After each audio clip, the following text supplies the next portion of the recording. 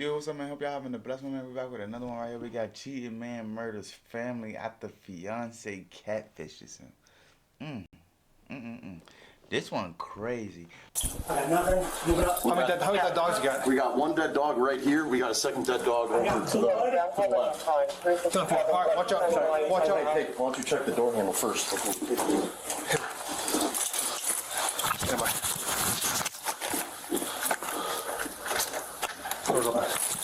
They make a heartbreaking discovery. They find Zoraida Bartolome, her husband Alberto Rolon, their 2 young boys, and the family's dogs, all deceased. At first glance, crime scene photos indicate that it looks like the horrific event could have been a result of a robbery gone wrong. But after investigators search the victims' phones, a deceitful twist emerges, and this is why police are now speaking to Ermelinda Palomo. Do you know any of the names of the... Now it's back to her. Before the video started off, they came to her house and picked her up. The man that killed that family is her boyfriend. She suspected him as cheating. So they was talking to her. He came outside acting like he was getting stuff out the car, being nosy. So they drove her up the street to the park to talk so they can get more info. Because, you know what I'm saying? Because he was doing too much. affairs that he's had in the past? Any of the female names? He was with his... That lady with the family won't ugly though. What the hell? But that's still fucked up though.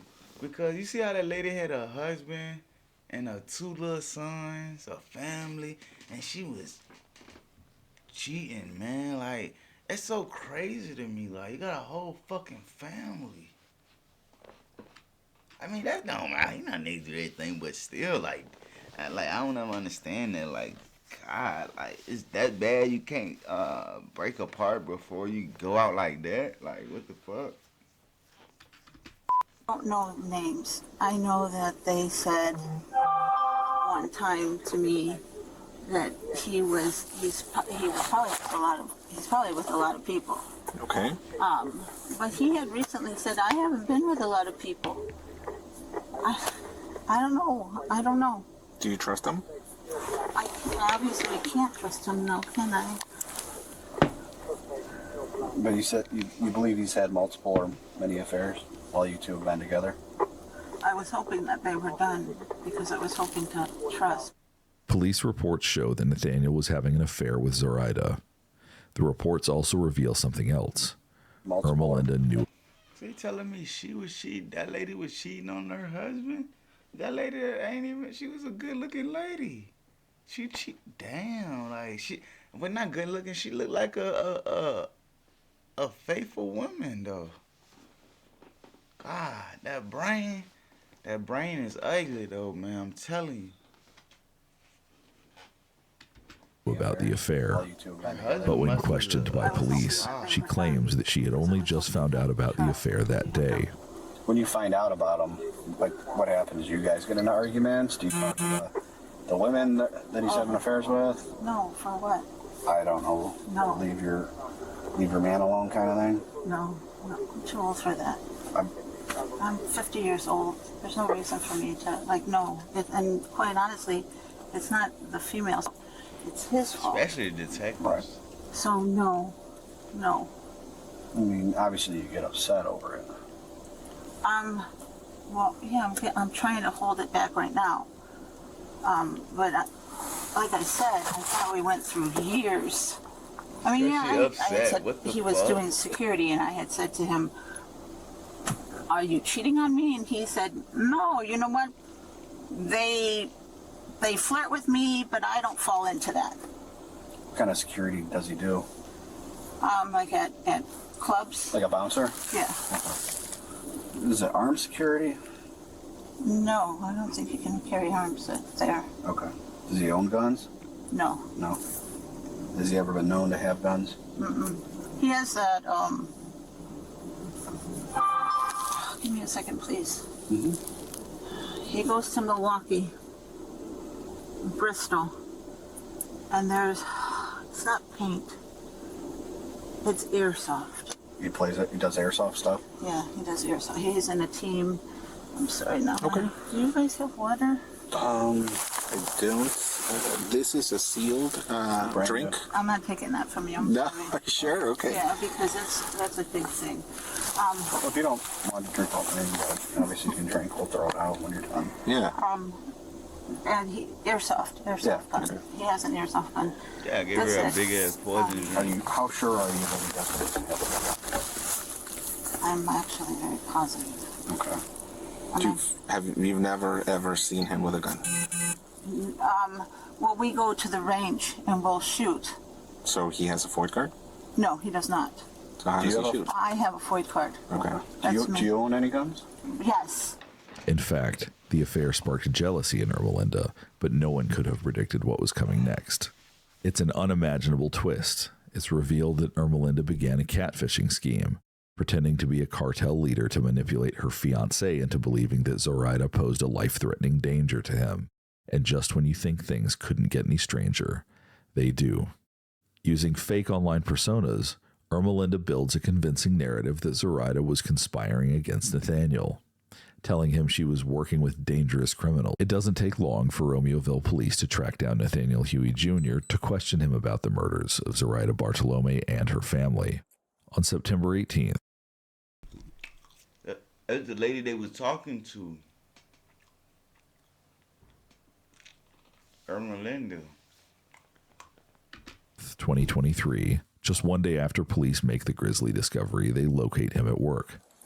So we were talking with the bosses, and they said, well, we already went through phones. They already got one half of the conversation.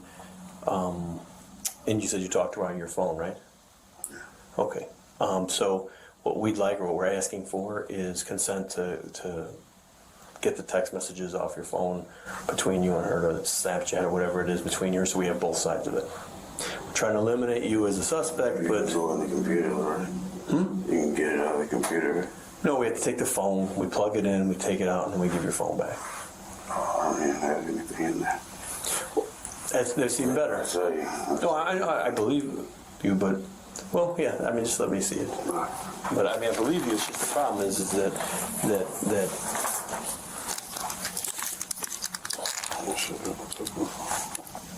This is all I had right there from her. I didn't have anything back.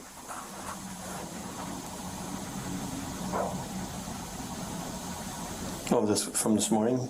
Yeah. Everything else, so you have to grab it from the computer. Well, I mean, it'll be on there. It'll be on your phone. You can't. Still in the thing. In the works. In the catch. When you delete stuff, it's never actually.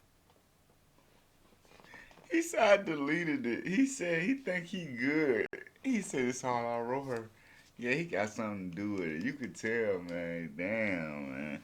You know, like when before you get locked up or before you get caught, you know, you try it. You try your little one too. Like, I ain't do, you know what I'm saying? Whatever you gonna do.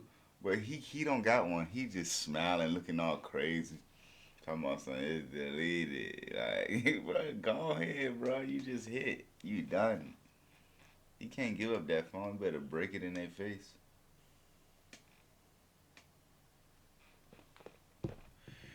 That's his only choice. Stomp it in their face and be like, oops.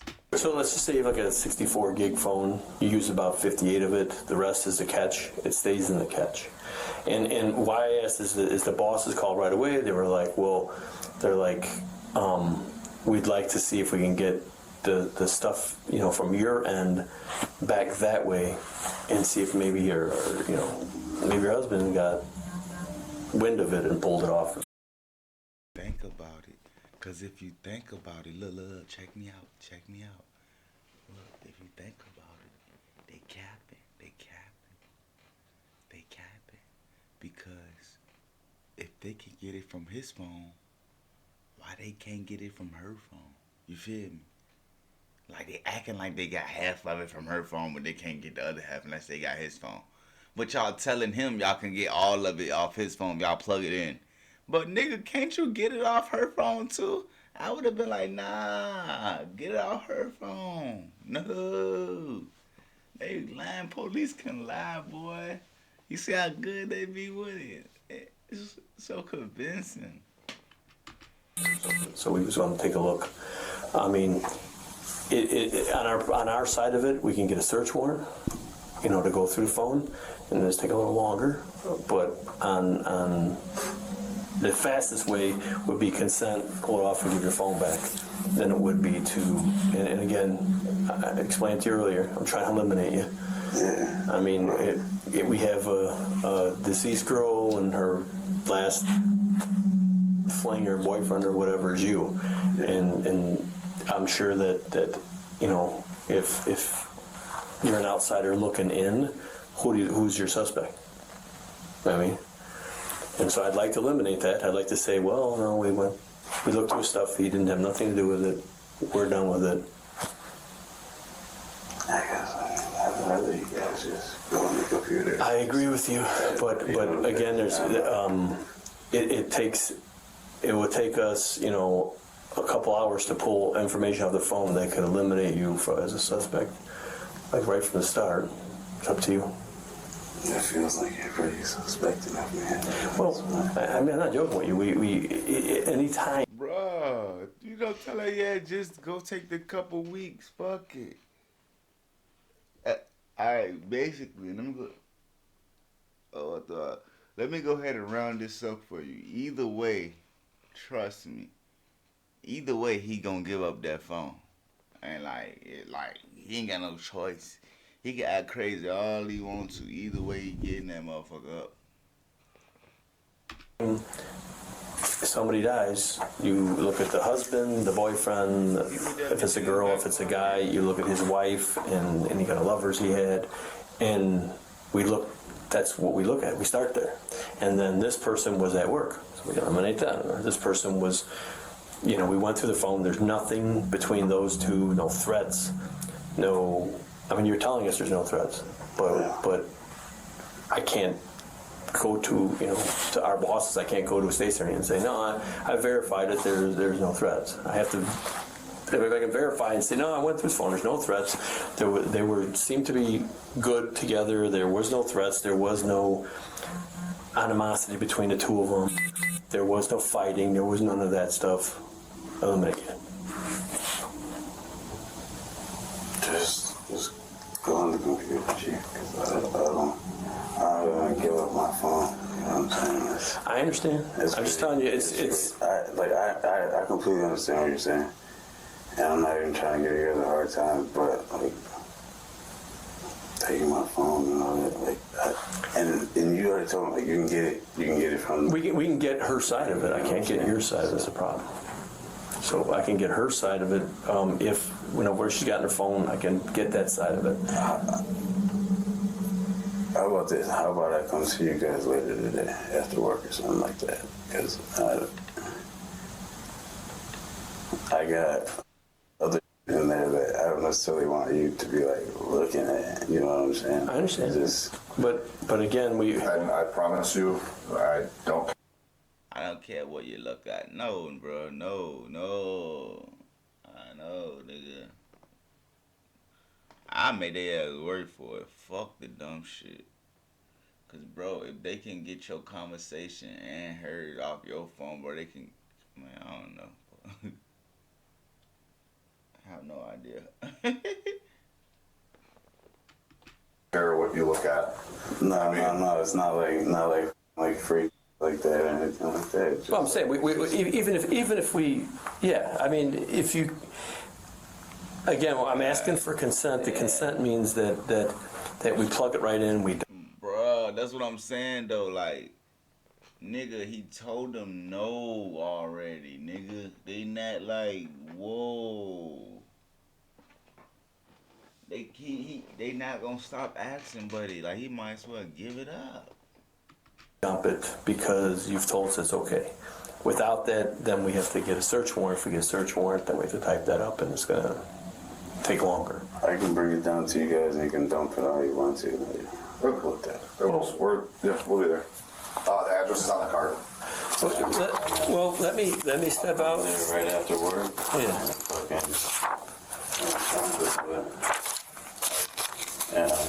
Yeah, that's we'll have to do that. Yeah, but I mean, you do understand how that kind of defeats the purpose, though. Like we're looking for like Snapchat stuff, and then you delete Snapchat stuff. It's gonna kind of look like you're guilty. You know what I'm saying? Nathaniel and Zoraida met at work, and that's where the affair took off. They'd secretly meet. Look at her. But it say cheating man murders family after fiance catfishes him. Who catfished him though? I don't get the catfish part. Cause who the catfish if they was secretly meeting each other? Where the catfish come in at? Look at her, bro. She wild, bro. Innocent. She looks so innocent. Contact information and location history. You can see that Nathaniel Huey has a long list of traffic violations and criminal records. All of this information comes from public reports available on truthfinder.com. In these reports, we can see that he also received multiple violations for driving under a suspended license, driving while under the influence, and driving with a suspended registration, just to name a few. Reports like this and more are available to anyone with a paid subscription. Law and Crime partners with truthfinder.com so our writers and reporters can research cases and reveal real information. Truthfinder.com is for anyone, not only reporters, and can give you peace of mind when you do these unlimited public record searches for the people around you. Search for sex offenders in your area, look up your next door neighbor, or find out if that person you're chatting with online is real. It's as easy as just typing in their name on truthfinder.com. If you're watching this episode of Law and Crime Investigates, you can get 50% off your first confidential background report at truthfinder.com/LCinvestigates. The link is in the description. When Ermelinda Palomo discovered the affair, she wanted to make sure he'd never cheat again. Police documents reveal Ermelinda began a series of manipulations, assuming fake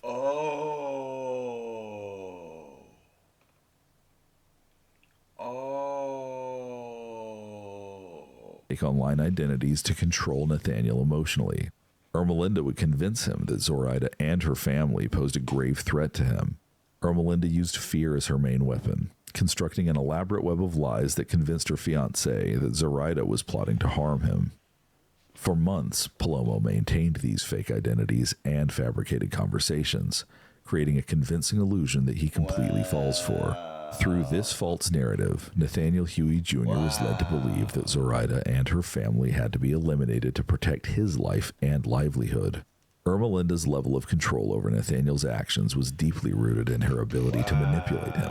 She persuaded him that murder was the only option to escape the danger she had fabricated in his mind. According to the hundreds of pages in the police report, Ermelinda sent Nathaniel a message using the Pinger mobile messaging application. Their alias began planning Zoraida's murder. Palomo tells Huey to cause damage to make the scene appear to be a burglary committed by kids. She reassures him by saying, "Many murders go unsolved," the report states. On September 16th, 2023, around 3:17 a.m., Ermelinda drives Nathaniel to Zoraida's residence in Romeoville, Illinois, according to home surveillance footage later obtained by investigators. Before entering the home, Nathaniel cuts through window screens to make it appear as though a break-in had occurred. He then enters through an unlocked door. Zoraida's husband, Roland, was the first to encounter Nathaniel. He attempts to protect his family, but he was shot multiple times as he tried to reach his loved ones. Nathaniel then moves to the bedroom where Zoraida and her 2 children were hiding, shooting through the door and murdering them in cold blood. It's a devastating scene. An entire family slaughtered within minutes. Even the family's dogs aren't spared from the violence. The next day, Nathaniel Huey returns to his regular routine, showing no outward signs of guilt or remorse. He goes to work as usual, and that's when police speak to him for the first time. I understand. I mean, we're married.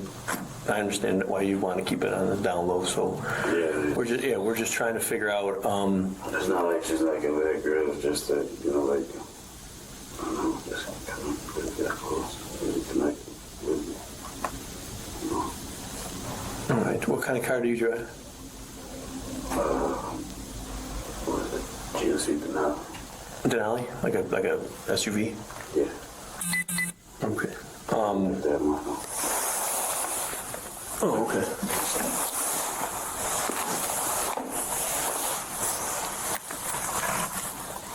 And you said you've never had contact with her husband? Like he's never sent you a message or called you or contacted you? No? All right. Do you have any of, like, information...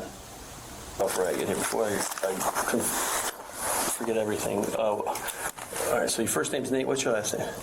You. Can you spell it? H-U-E-Y. H-U-E-Y. Is it Nathaniel? Yeah. What's your birthday? 5/9/91. All right. Do you have a phone number? What's your cell phone?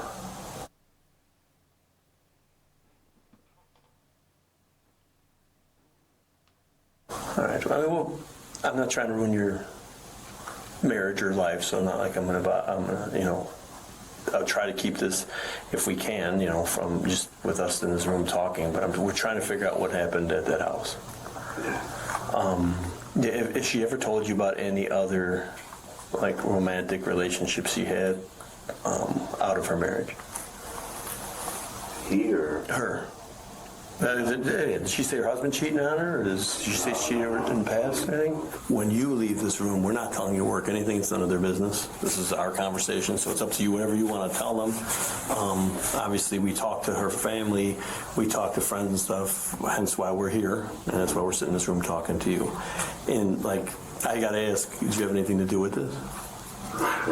Okay. You know I have to ask, and you know that your number is going to be in her phone, and we're going to find your text messages, and we're going to find that stuff, and I want to get a surprise later on that you guys are fighting, or that there was something going on between you two, or just three of you that I don't know about, you know?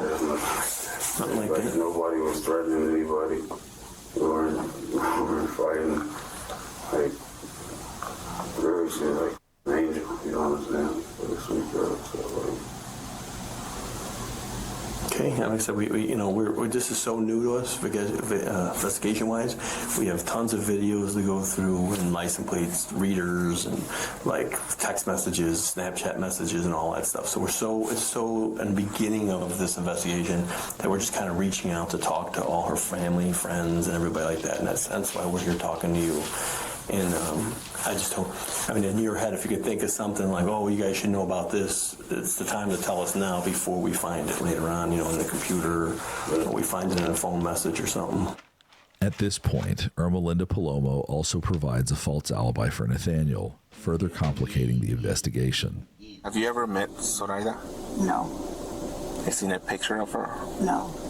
So that name comes up to you because you saw it? Well, really, that name stuck in my head because that night I thought, are you cheating on me?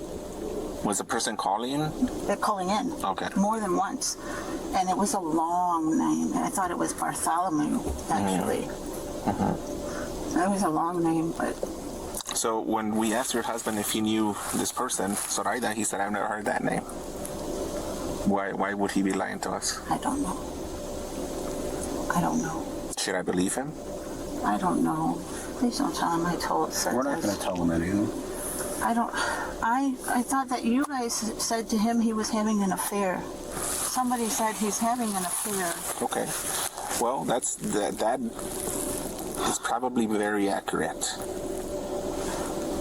But we're not here to put him on have a trial on whether or not he had an affair, okay? We have a matter of someone lost their life. So him having an affair is the least of my worries. Understood. All right? I understand what you're saying. Mm-hmm. Suck it up. It's not your problem. I get it. You didn't do it. He did. I'm just... Right? Again, I understand. Okay. I know. I talk a lot, and I know what you guys are here for something else, and I'm making it about cheating, and it's not. Well, I mean, it could be. I mean... So are you guys saying that you're trying to find out if he killed the husband? We're trying to find out who was involved. So we're talking to everyone. We're talking to you. We're talking to him. We're talking to other people because, as you may be aware, people lie to the police, right? So we don't know who's lying. Gotcha. What I would like to ask you is, either Friday or Saturday night, did he go out with his friends? No. Did he work? Friday night? No, he was with me. Saturday night? No. Okay, this is what happened. Mm-hmm. when I get a chance to be with him, I'm with him. Okay. So Friday night, we started drinking, and we were at home, and we were drinking and drinking and drinking. We drink a lot. Okay. Okay? We probably fell asleep. He sleeps in the garage. I sleep in my room. Why does he sleep in the garage? Because he says that he's more comfortable in the garage. But Is there a bed in there? no, it's a couch. He sleeps on a couch in the garage. Garage isn't finished. Okay. I know, but that's not why we're here. And I don't mean to be rude. No, you're not being rude at all. I'm just saying I'm not going to get in. Right. And now I know. So we were drinking, and then we woke up and we were hungover. On Saturday? So he said, we got to move. I said, okay, I really want to go to Ross. I want to buy some jeans.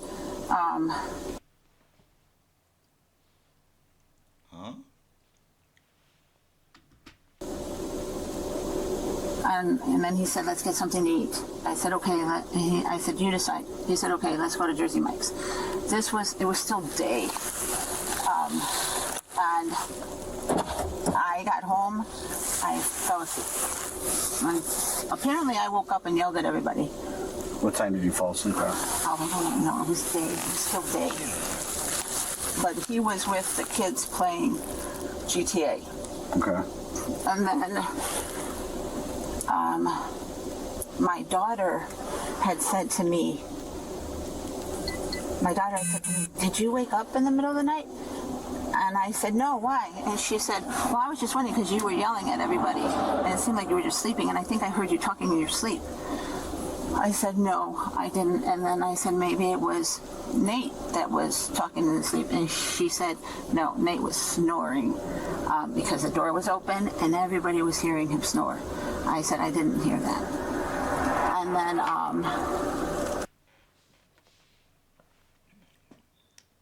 what is she talking about? When people get to rambling like this, they didn't know that they were going to get confronted by the police this early. Like, they ain't have no plans. Oh, God. Hey, no, it's cold. Fuck. I'm trying not to turn on the heater, but I'm about to go turn the heater on.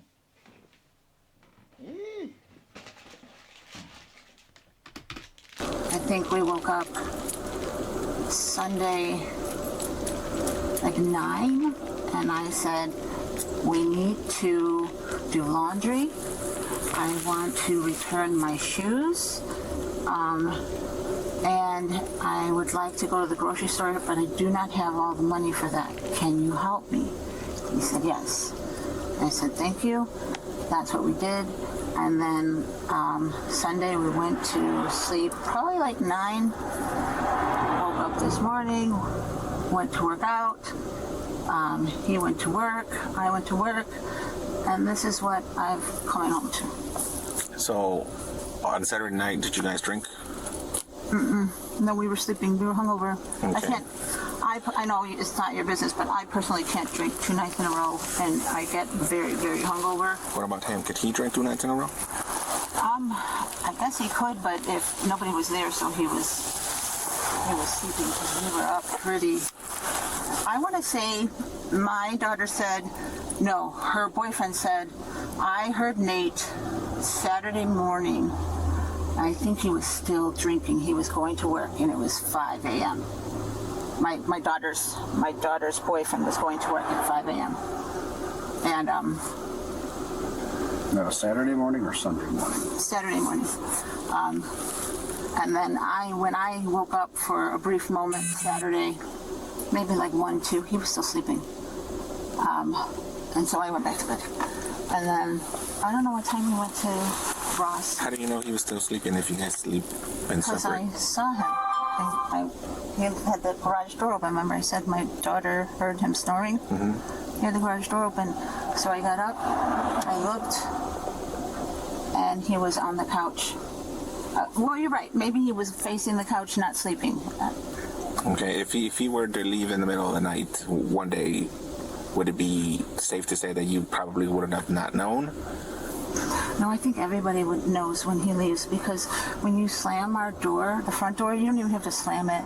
Like, you hear it. And the house is, I mean, it's fragile. You hear everything. So, no.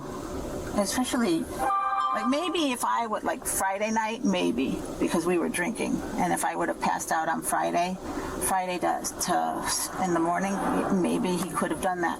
But I already had been sleeping off a hangover. Please, let me join your guild. I want to be a part of a team. So... Did you go anywhere Saturday night then? No, I was home. Well, it wasn't night, it was afternoon. No, I did not. I was here. Are you telling me the truth? Yeah. 100%? Yeah. You wouldn't be covering for Nate at all? No, he was here. Even my daughter said he was here. But investigators aren't buying it, and the case continues to build against Ermelinda Palomo and Nathaniel Huey.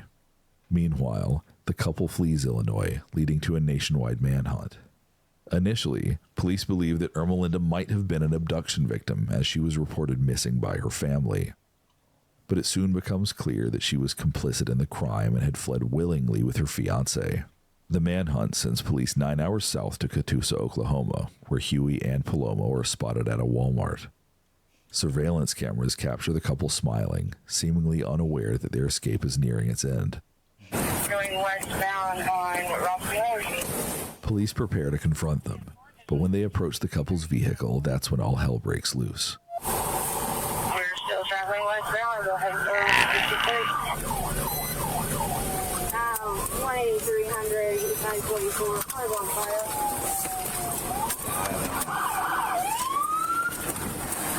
A police chase ends in a fiery crash. Huey's SUV catches fire. Car's on fire! Get out of the car! What's your background? Get out of the vehicle! Get out! And in a tragic final act, Huey shoots Palomo in the head. He attempts to shoot himself under the chin, but that fails. He then manages to fire a second fatal shot before authorities can apprehend him. There you go? Yep. Ready to go in? Oh, you want to go in? Go in. Let's go. Yes. On your right. Move on to your right behind you. I got door. Do not see movement. No movement.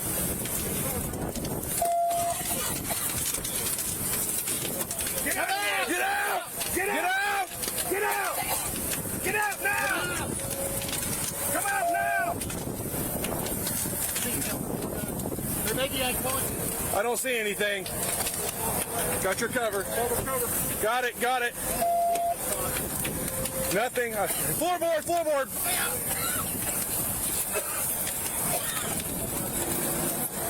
Get her. Got cover. Got cover. Grab her belt. Grab her belt. Grab her belt. You got that door? Pop and blow up anytime.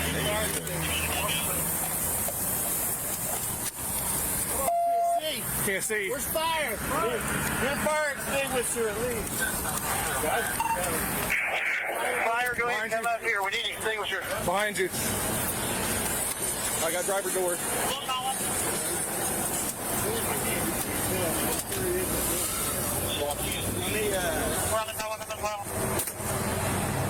Get a baton!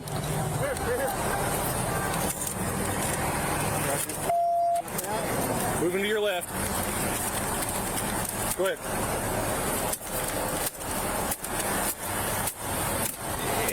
Yeah.